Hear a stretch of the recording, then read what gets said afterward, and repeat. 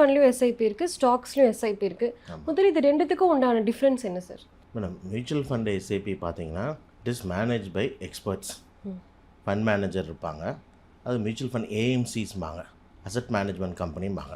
Almost ஒரு 50 asset company வந்து நம்ம இந்தியாவில் இருக்குது. ஸோ அந்த மாதிரி asset companies like HDFC, ICICI, அந்த மாதிரி ஒரு 50 கம்பெனிஸ் இருக்குது. அதில் ஃபண்ட் மேனேஜர்ஸ்னு எக்ஸ்பர்ட்ஸ் இருப்பாங்க. அவங்க வந்து அதில் மேனேஜ் பண்ணுவாங்க மியூச்சுவல் ஃபண்ட்ஸை.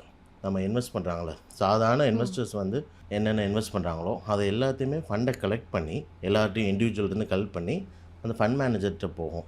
அவங்க வந்து அதை பார்த்து எந்தெந்த பங்கில் இன்வெஸ்ட் பண்ணலான்ட்டு இன்வெஸ்ட் பண்ணுறது தான் வந்து மியூச்சுவல் ஃபண்ட் எஸ்ஐபி. இது ஸ்டாக் எஸ்ஐபி வந்து நம்ம இண்டிவிஜுவல் அவங்களாம் வந்து பண்ணிக்கிறது தான் வந்து ஸ்டாக் எஸ்ஐபி. பங்குச்சந்தையில் மொத்தம் 6500 ஸ்டாக்ஸ் கிட்ட இருக்குது. அதில் வந்து எதை சூஸ் பண்ணுறது எல்லாமே அவங்க கையில் இண்டிவிஜுவல் அவங்க தான் வந்து ரிசர்ச் பண்ணி பண்ணணும்.